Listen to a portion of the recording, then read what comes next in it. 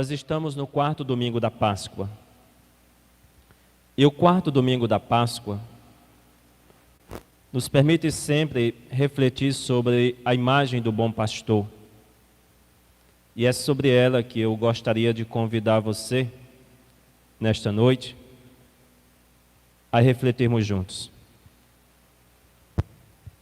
A imagem que aparece hoje é sempre aquela do pastor que olha, que acompanha, que observa. É o capítulo 10 de São João. É interessante, no primeiro momento, nós voltarmos ao tempo de Jesus para entender a imagem do pastor. Naquele tempo, as coisas eram muito mais difíceis do que hoje. Então não havia currais particulares. Havia um que era coletivo, comum a todos. Os pastores eram aqueles que observavam as ovelhas durante o dia, levavam todas elas para o curral.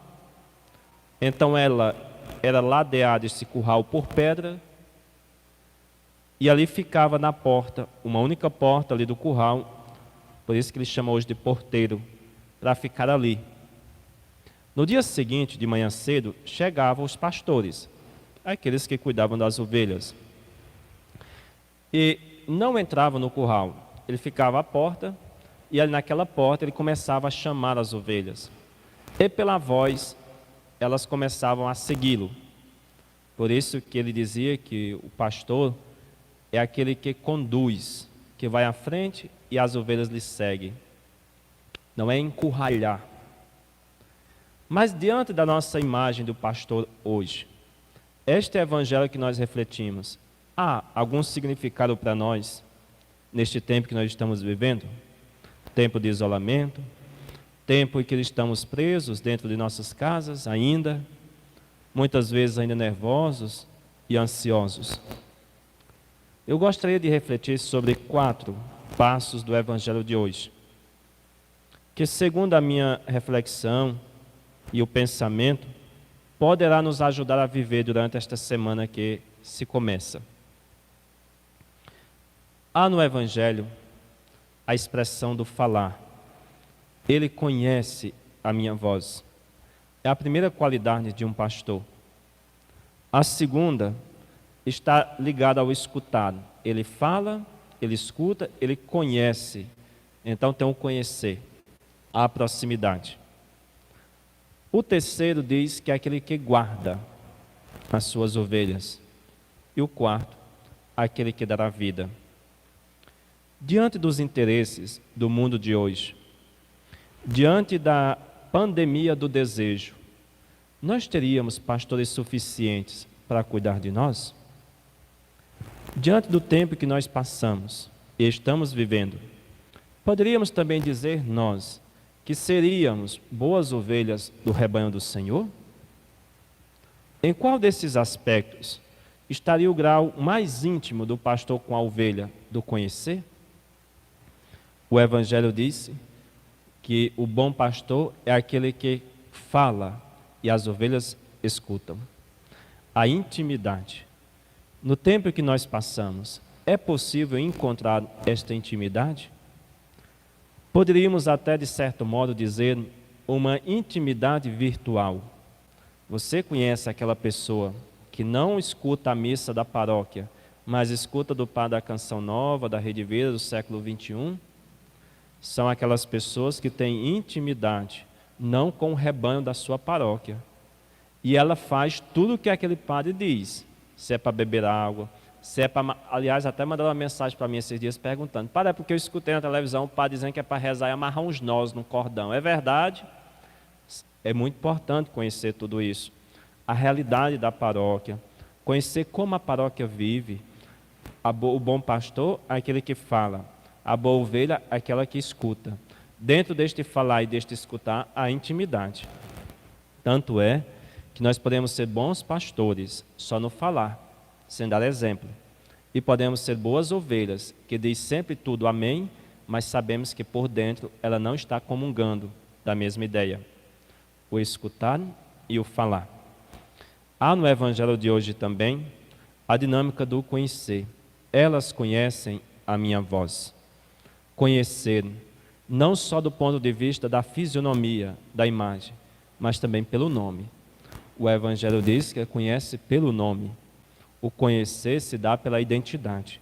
Não permita uma pessoa que você já conheça há tantos dias, há tantos tempos, se não te chama pelo nome. A intimidade, mas também o conhecer, vem pela sua identidade. E a identidade é aquilo que as pessoas representam para nós. Se uma pessoa, se um lugar, se alguma situação te chama a atenção, você a lembra, a recorda e sabe do nome daquela pessoa, se for o caso, da primeira vez. Por quê? Porque é neste conhecer que ele chama a atenção que você guarda na memória.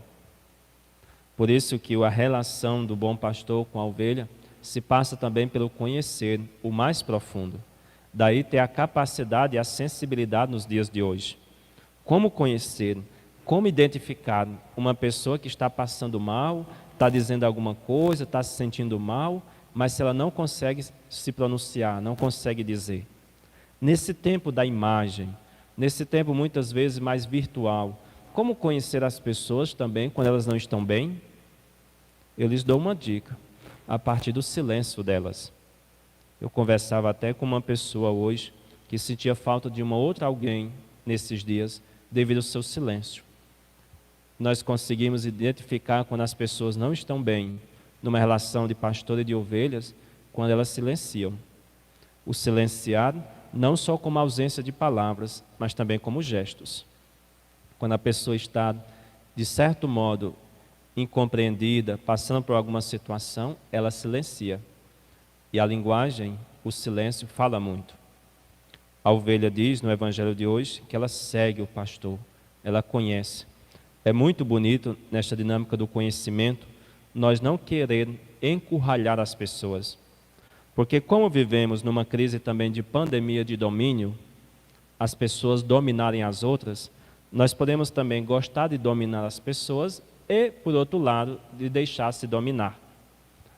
Pode haver pessoas que fiquem gratas eternamente por ser dominadas pelo outro.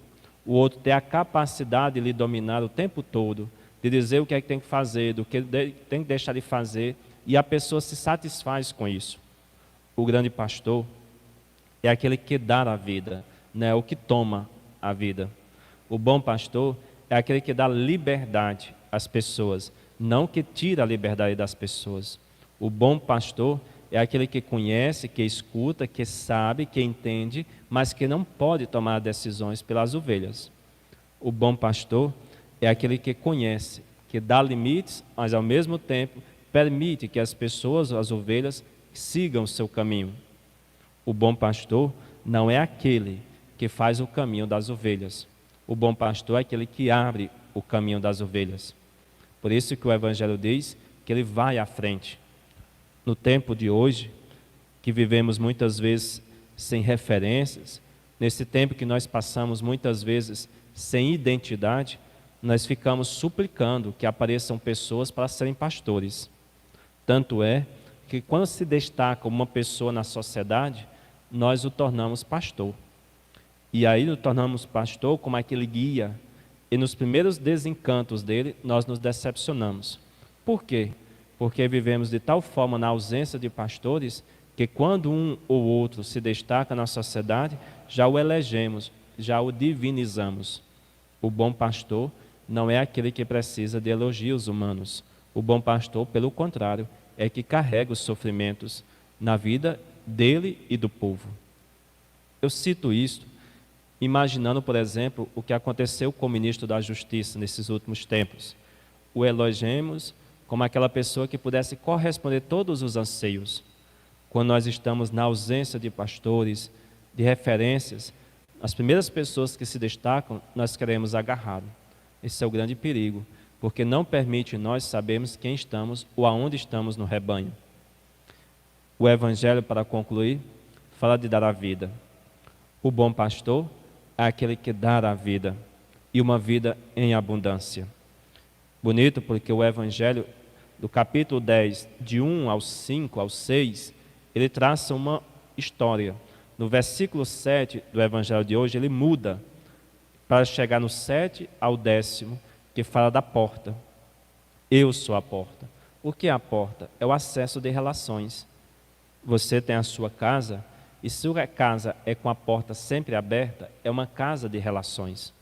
Uma casa sempre com as portas fechadas é uma casa de isolamento. Da mesma forma, Jesus se apresenta como o bom pastor, mas também como a porta, ou seja, como aquele que dá acesso. E é tão bonito no Evangelho de hoje, que diz que ele é a porta, que as ovelhas entram, saem e entram para pastorear. Bonito isto, porque o nosso Senhor, como a porta, é aquele que dá acesso às suas ovelhas. E aí ele faz um contraponto do pastor com os assaltantes. Para imaginar aquela historinha que eu contei da época de Jesus, do rebanho, não? Do curral. O assaltante não entra pela porta, ele pula também o muro. Ele pula a cerca.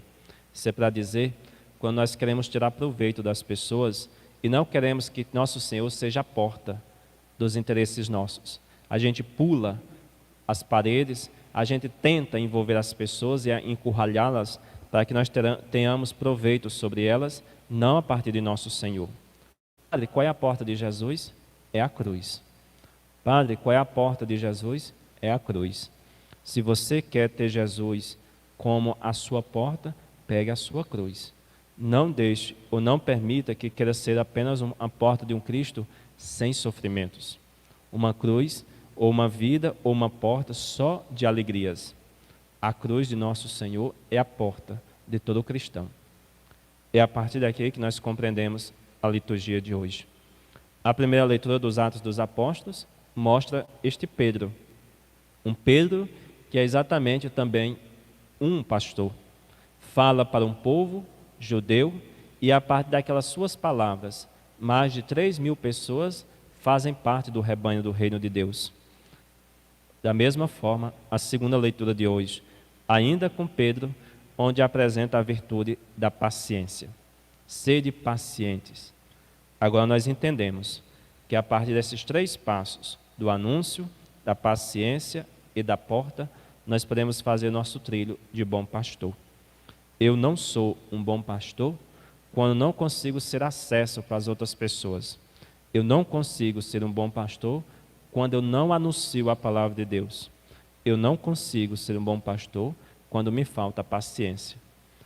Padre, terminando a missa de hoje, começando uma nova semana, eu estou aqui em casa, rezando, com tantas incertezas, começando um novo mês, ainda nesta situação. Como viver então esse evangelho, a liturgia do bom pastor? A partir destas 3 situações.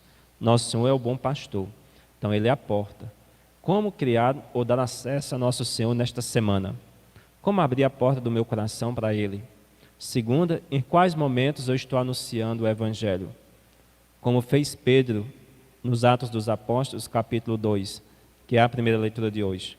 Terceiro, onde é que está a minha paciência para viver esses dias, como tem falado a segunda leitura da liturgia de hoje. Quarta razão, por que celebramos o bom pastor? A imagem que eu lhes recordei no início da missa, daquele Jesus que carrega a ovelhinha no ombro, é também a imagem que nós poderíamos carregar durante esta semana. Se você tem um peso que ele carrega durante esses dias, recorre do bom pastor.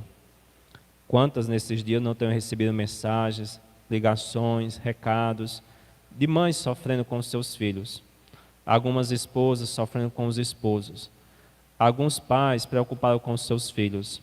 Como colocar, assim como fez a imagem do bom pastor, o peso nas costas de Cristo?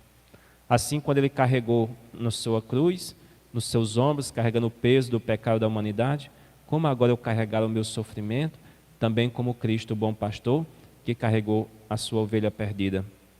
Cristo, com a cruz, carregou todo o pecado da humanidade. Era a humanidade perdida que se tornava encontrada. Hoje, nosso Senhor carrega a nossa cruz, a nossa ferida, as nossas perdas, para que também nós nos reencontremos, exatamente neste tempo que nós estamos passando. Anunciar paciência e ser porta, ser acesso, cuidar de quem cuida de nós. De quem é que você está cuidando? Quem é o pastor seu hoje da sua vida? Eu digo pastor, não na imagem do padre ou do pastor da igreja evangélica, do pastor como aquele que cuida. Quem é a pessoa que está cuidando de você hoje? E quem ou de quem você está cuidando? Como carregar a imagem do bom pastor nesta nova semana que nós estamos começando? Aquela pessoa que está lhe dando dor de cabeça, aquela pessoa que não lhe está lhe fazendo dormir, aquela pessoa que está lhe dando uns pitacos, como a pessoa diz no coração. Como fazer e carregar esta imagem desta pessoa nesta semana nos seus ombros? O bom pastor é aquele que conhece, é aquele que fala, é aquele que guarda e é aquele que dá a vida.